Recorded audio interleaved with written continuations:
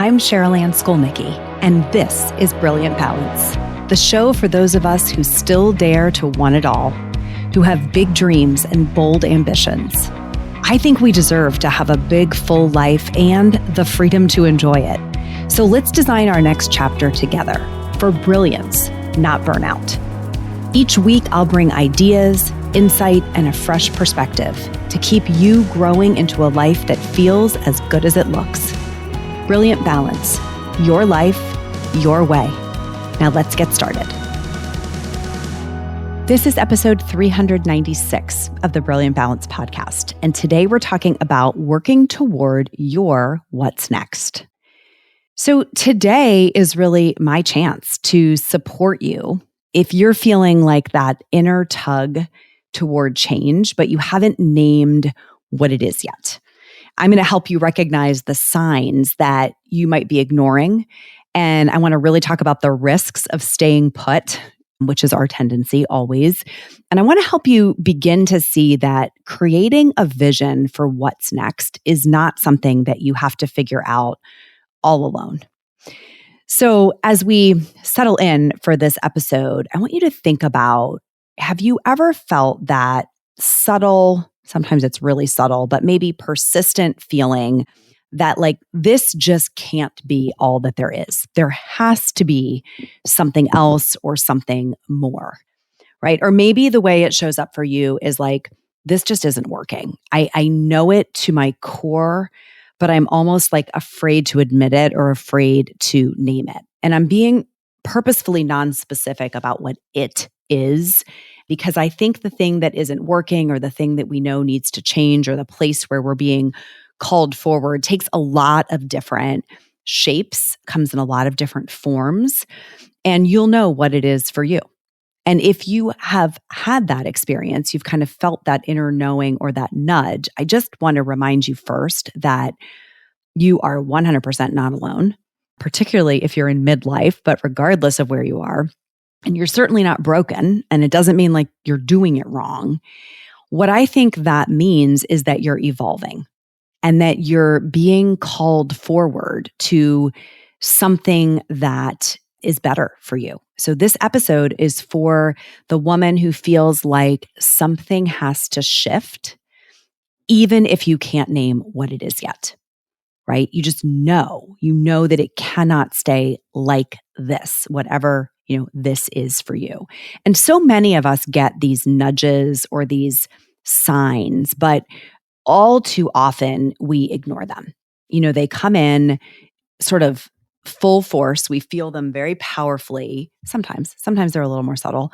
And we're not ready to pay attention. It's like, it feels like it would be disruptive to heed that call, to do something about that shift. And I think there's a few reasons that happens. And these are, they're so common that I know they're going to resonate, but I want to name them for you because in our crazy lives, right, with all the things that are happening in our lives, sometimes we don't even pause to think about like, why am I ignoring this knowingness, right? This subtle knowingness.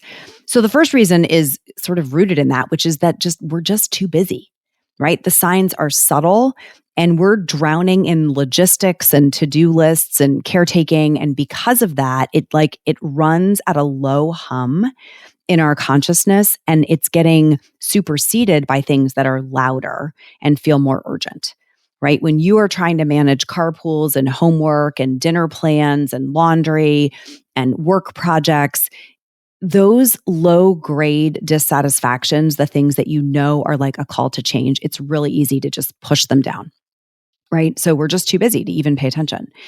The second thing I think happens is we start to second guess that voice. Who am I to want more, right? Maybe this is just a phase. Like, I have a pretty good life. I should be grateful for it. Everything's fine. It's fine. I'm fine, right? That kind of, we second guess the clarity, the knowingness of the voice. And sometimes I think that's because we want to minimize our dissatisfaction, right? We want to act like it's not a big deal. It's not bad enough to warrant a change. Kind of back to the it's fine, right? Or we feel guilty about feeling dissatisfied. And so we minimize that feeling. We almost invalidate our own experience much less share it with anyone else, right? And if it's not those things, sometimes I think we're afraid of the disruption that might be caused. Any kind of change, always like full stop, is going to feel like risk, right? Anything that requires us to change. And we've worked so hard to build what we already have that the fact that we would disrupt that to get something better can be scary. And so we're afraid of that disruption. And so we just ignore the voice. And maybe most importantly, I don't know, they're all important, but maybe most importantly is we just don't see another way. We're like, I can see this and I know that I don't like it. I know it's not good enough, all the way from like it sucks completely to it's irritating, it's itching at me. But there's no roadmap and we don't have time to make one. And we don't really know how we would get from here to there. So it's easier to just ignore, right? To ignore that knowingness. And I want to remind you, like, just because you can tolerate something doesn't mean you should keep living with it. It doesn't mean you should keep living with it. Just because you can doesn't mean you should. And so sometimes we're like, I can tolerate this. I've told this story before, I think on the podcast, that when I was in labor with my first child, the doctor came in to offer an epidural. And I was like, I don't think I need it yet. And she was like, why exactly? Is there some pain threshold you have to reach before you're willing to have this planned part of your birth plan? And I think it was like in the deep recesses of my brain was, well, this is still tolerable. I can still tolerate this. And I have to be at a level where I can't tolerate it to accept that pain relief. And I think that's just a big metaphor for how a lot of us are walking through life, right? Just because we can tolerate it, we're like, okay, if I can tolerate it, I should keep going. But the reality is it can be so much better. And we're not going to get the chance at it being so much better if we are staying stuck. So this notion of knowing what's next for you, whatever area of life you're feeling, called to change, if you stay where you are, it's not innocuous. It's not benevolent, right? There are real risks to staying in a place that you are not meant to be, that is not good enough for what's possible, to ignoring that voice. And I want to talk about a couple of them because I want you to you have to think about the other side, right? If there are risks to changing and to moving forward, we have to think about what are the risks of staying where we are.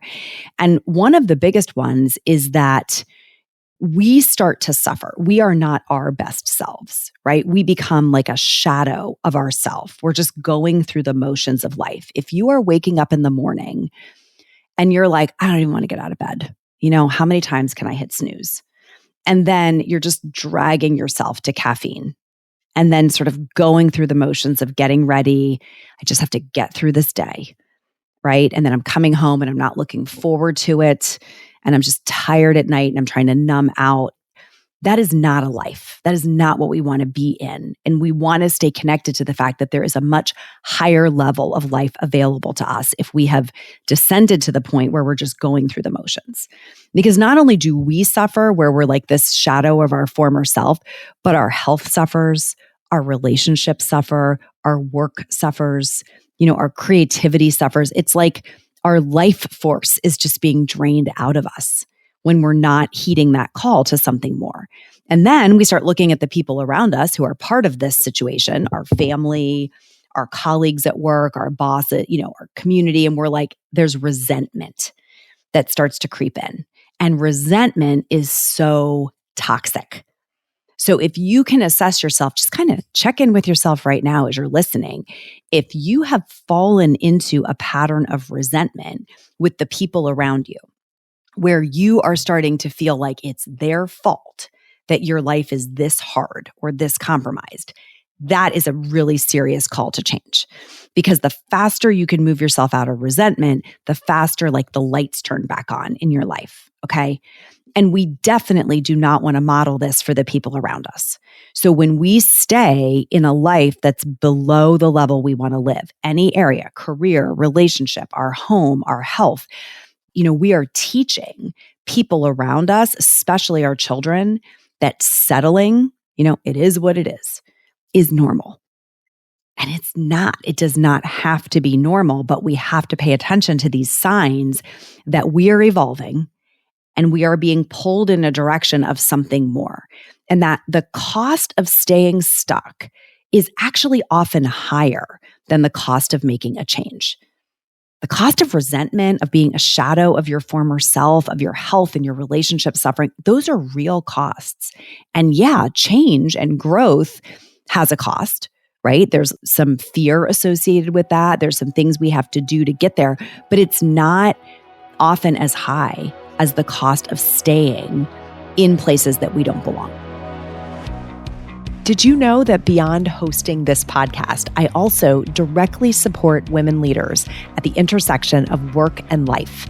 As a member of BOLD, you get direct access to me, the women on my team, and a peer group of exceptional women who are rewriting the rules and redefining what it means to have it all together. Go to brilliant-balance.com/bold to learn more and apply for your spot today. Right? I have had a couple of chapters in my life where I had to look at my career, for example, and while it was good and it was working and I was being rewarded, I had to look at it and say, this no longer feels aligned with where I feel called to be.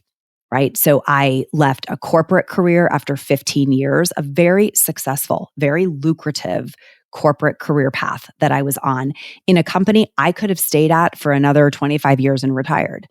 And I had to make that bold choice to say, this no longer feels aligned. And then I started my first business and I was about 5 years in and I liked a lot of things about that business. And that nudge came in again, and it came in very clearly. This isn't it. There's another turn in the road here. You got to go on the next leg of the journey. And I was like, wait a minute. I just built this thing. I'm only 5 years in. What do you mean? But that voice, that nudge was so clear. Like, it's not this. And I took some time, almost a year, really to sort out how to shut down that business and on ramp to the next one. And that chapter became what is today Brilliant Balance. And it's, I keep steering my way through Brilliant Balance to make sure that I am staying aligned. What is the program that I want to be supporting? Who are the kinds of women that I want to be coaching? What kind of a team do I want to have, right? How much do I want to work? So there's big changes, like I'm going to leave my corporate career to be an entrepreneur. And then there are smaller changes. What are the offerings? What is the pattern within this chapter? And either of those is still kind of a call to something more. And I think what I've learned both through my own experience and in my years at Brilliant Balance, right, advising women all over the country, is that you won't figure out your next chapter by powering through the one you're in, right? You won't. You can't just put your head down on the chapter you're in and like double down on your efforts to be successful, because then all of your available energy is going to this chapter that you know is coming to a close. What you have to do is bring things to like a purposeful pause in order to think. There has to be space to think, to plot, to plan, to discern, right?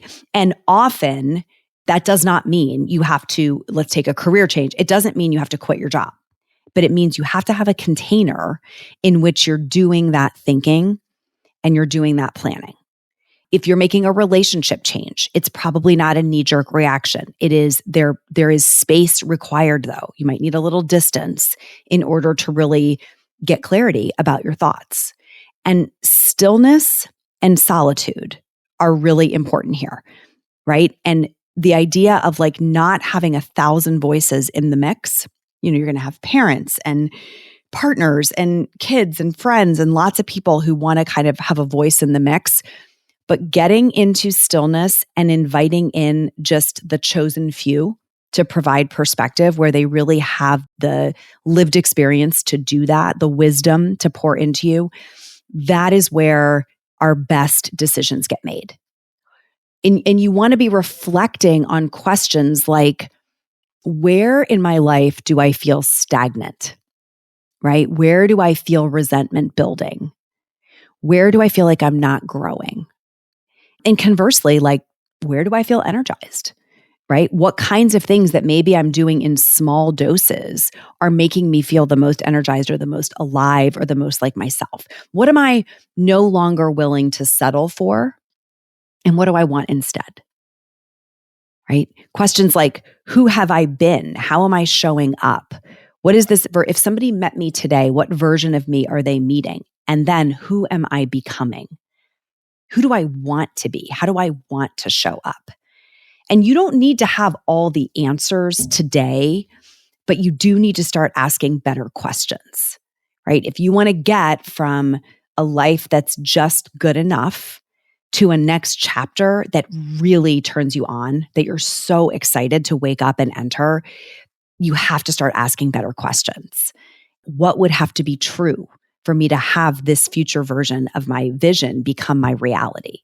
Right? What would have to be true is my favorite question ever to ask. I ask it all the time with the women who I'm coaching, because we can have a vision and an idea and we think, oh, this is what I want. And then what happens next? Immediately, all of these objections start flinging themselves into our mind. We can think so easily of all the reasons that it won't work or that we can't have it or we can't do it. And we need to pause those questions, those kind of the habituated response. And we have to start asking, okay, wait, but what would have to be true if I really do want that? How can I steer toward it? And it is shocking what kinds of opportunities and avenues open up when we start asking. So this kind of work, this figuring out what's next and moving yourself toward it doesn't lend itself very well to being like a DIY project. And I think this is the mistake that a lot of us make is we think, I'm going to figure this out alone. And we get stuck in a cycle of thinking without taking action, right? Where we might think a lot, we might journal, we might talk out loud to ourselves, or, we're just kind of running around with this running in the background in our minds. But that cycle of thinking instead of acting doesn't actually get us there. And often the missing link is we need sounding boards. We need thought partners, right? We need guides. We need structure to actually move from where we are to where we want to be. You wouldn't build a house without an architect, right? So we don't want to try to build our future without like the same level of design support. And having personalized guidance, having a framework that you can follow, being in community with other people who are doing that same kind of design work can really shortcut the time that it takes to get clarity and to build momentum. Right. And I just think sometimes we think it's weak to ask for help, but it's not weak. It's wise, right? It's wise to ask for help because we know that it's an accelerator. Change doesn't happen all at once. We're not clear like, oh, I don't like this part of my life. And then boom, I have a vision for the next level. And then the next day I'm in the next phase. But it does start with like the first courageous step where you admit this part of my life isn't working. And I'm going to have to figure out what I want instead.